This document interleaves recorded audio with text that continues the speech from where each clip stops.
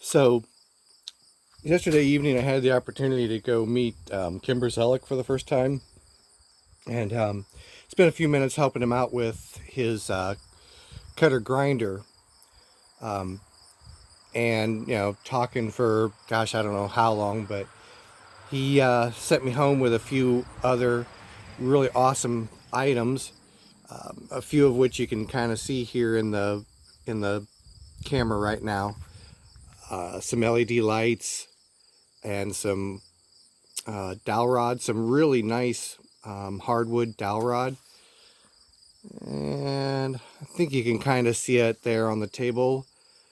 Some high-speed steel and a couple of carbide uh, blanks, and the green box is some some new jaws for a Jacob's chuck. I'm not sure what size yet, but oh, and there's one thing off camera. There's a weed eater that's got a little problem with the cord, the pull string not retracting. But here's the thing that I'm really pleased with. Not that I'm not pleased with the other stuff, but this is right up my alley. Uh, an old wooden machinist cabinet. So this is kind of come to the right home. I mean, it really fits in with all the other old machines that I've got. This is the right place for it. The drawers are a little sticky and need a little bit of repair, but that's okay. I can sort through a little bit of wood repair type stuff, especially for something like this. I'd love to know how long this has been around, how old this was. I'd love to know the backstory on it. But let me bring you in a little closer here.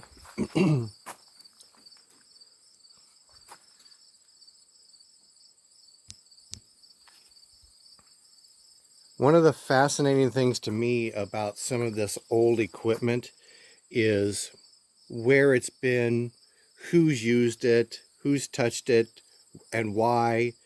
Why they modified this, why they painted it that, that sort of stuff. But when you get something that's been personalized, that really makes it that much more interesting. At least to me it does.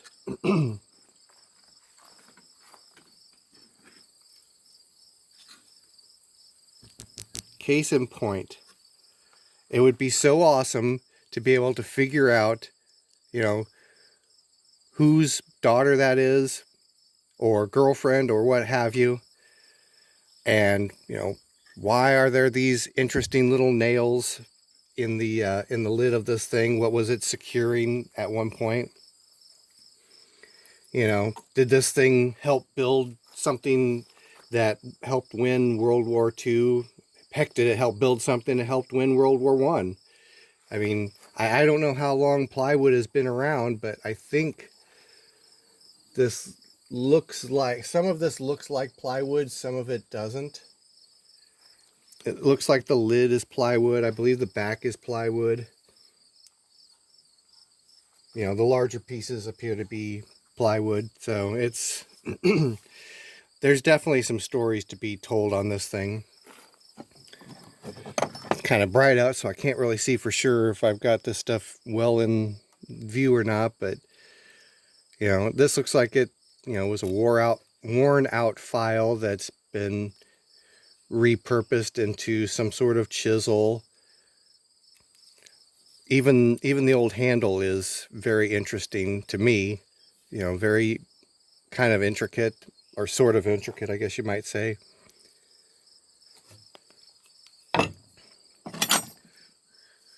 Looks like a factory original chisel, an older one. It doesn't look like it was done with machining standards, by any modern machining standards. It looks, a little bit rougher on some of these facets, but I mean, this chisel's been around a long time, and it'll probably outlast me, very easily. Here's an interesting one. It looks like another file that's been repurposed.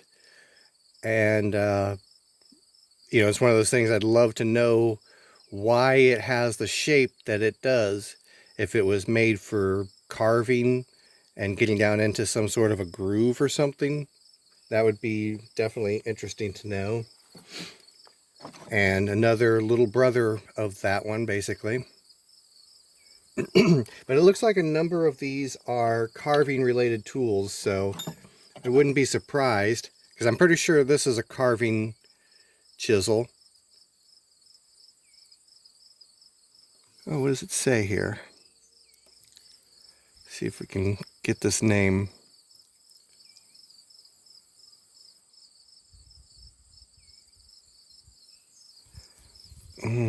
Come on.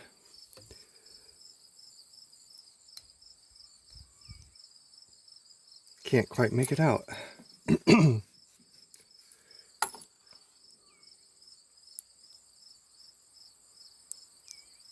almost looks like it says S paddle or S pad 1S. Heck, maybe it's not English for all I know. I don't know if it'll focus in, if the camera will focus in on it well enough. Also, the emblem here is that the Masonic Lodge symbol or something. The Freemasons, that's what I'm thinking. Almost reminds me of the Freemasons symbol on the back of it. But there again, just, you know, another cool piece. Oh, England. Is that what that says? Yeah, that says England. Wow. Okay, that's cool. Let's see. This might be its bigger brother, but it does not say England up here.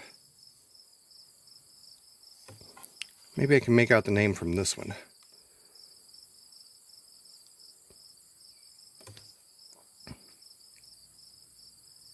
It looks like S.G.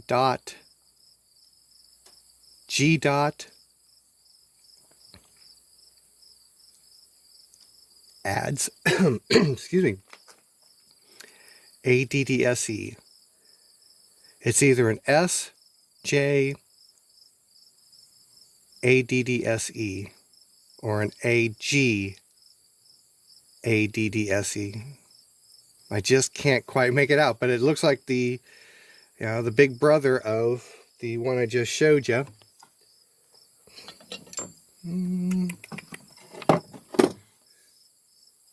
And the little baby one.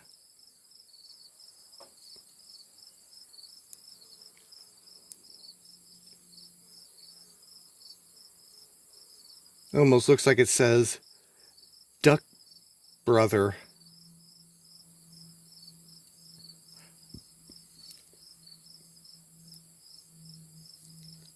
This one's got the number 16 on it, it looks like. That's got the number 20. It looks like that has the number 20. So, anyways, definitely interesting old tools. Another nice old chisel. DHB on the handle. Feels like it was razor sharp at one point, that's for sure.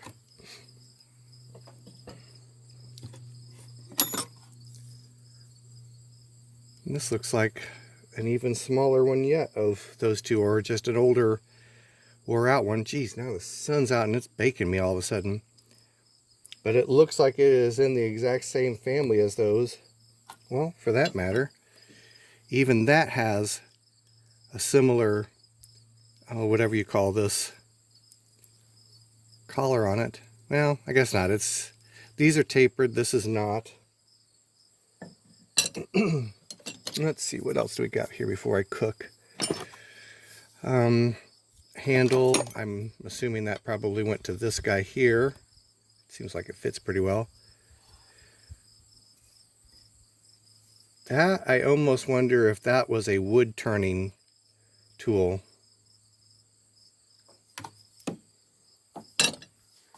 Okay, and this guy here looks like it's almost in the family of those other ones. It's got the number 36 on the side of it there.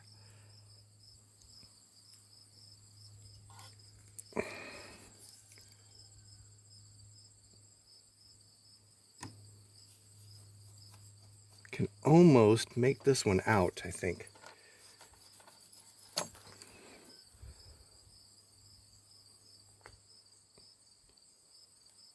S.J. Addy.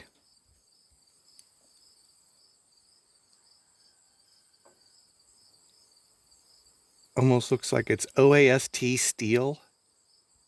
Gray steel. Maybe that's gray steel there on the lower. Gray steel.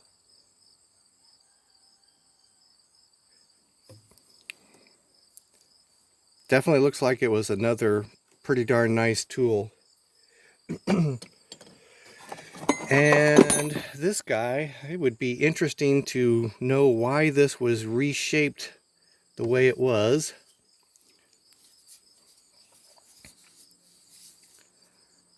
Marvel High Speed Edge Armstrong Blum Manufacturing Company, Chicago. Chicago 39. I wonder what the 39 is. Anyways, it looks like once upon a time it was possibly a machete or something that's been reshaped, repurposed.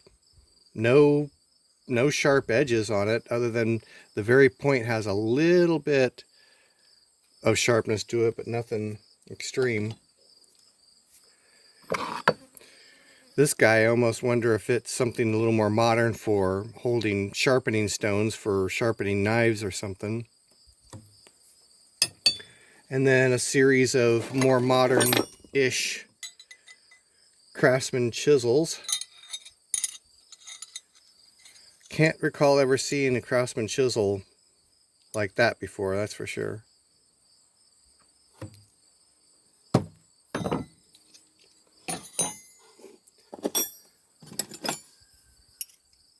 Few spade bits.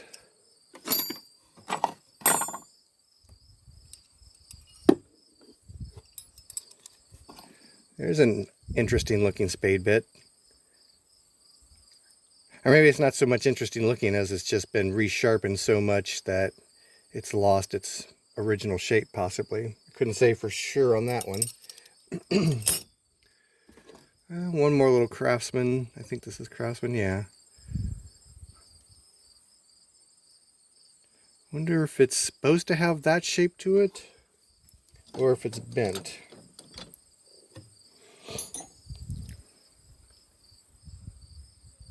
Not really sure. These guys, I guess all of these guys are a little bit bent.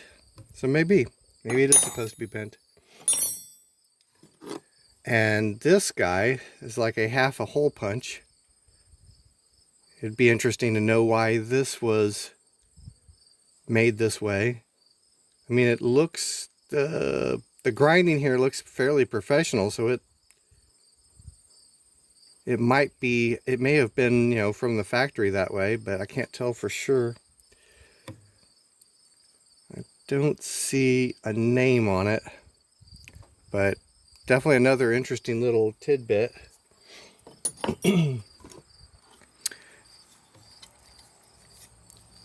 And then this guy,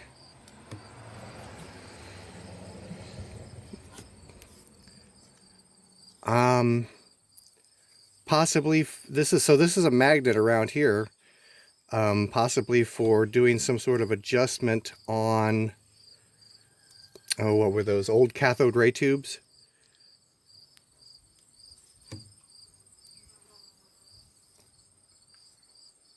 Definitely an interesting find in there as well.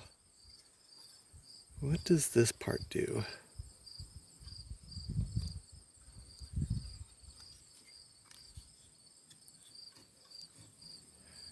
It's always interesting to see the old ancient technologies. And then we're kind of getting down to the nitty-gritty here. Looks like this was part of an X-Acto knife at one point.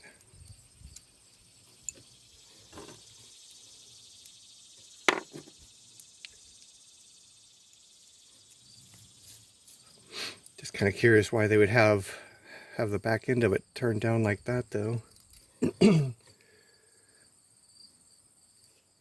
No idea what this thing was. 1/4-inch Craftsman. Oh, maybe this was a holder for... Oh, this was probably a protector for this tip, would be my guess. Something like that. Looks like a spotting drill, maybe?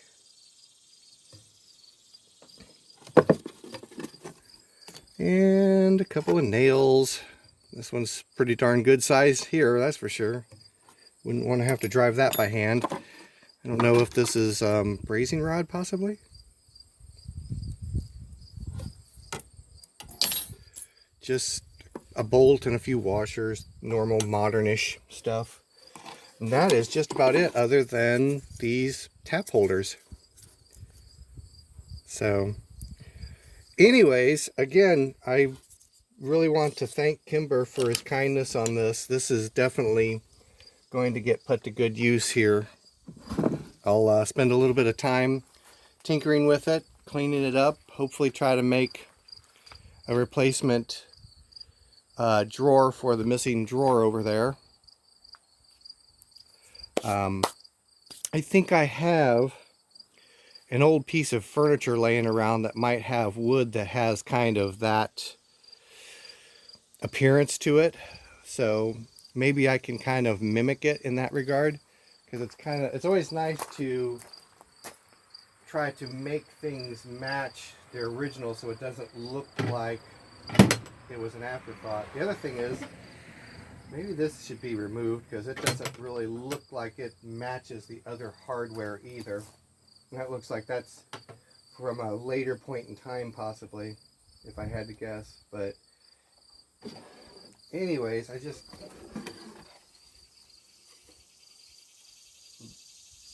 almost love old woodworking stuff as much as I love old, machines. So this will definitely be an interesting little project to tinker with, to try and bring it back to life, make it good and usable again. But anyway, oh, here, before I forget, let me show you the other thing he donated. I'll bring you guys in here. It's cooler in here. You guys won't get as hot.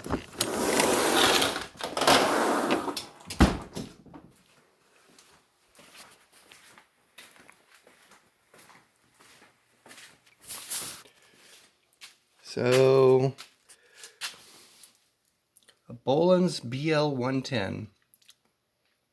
Just need to get the pull cord situated correctly on it and toss an end on it. But anyways, oh, and I got some more exhaust pipe for the truck project. So I think I've taken up enough of you guys' time. I will catch up with you guys later.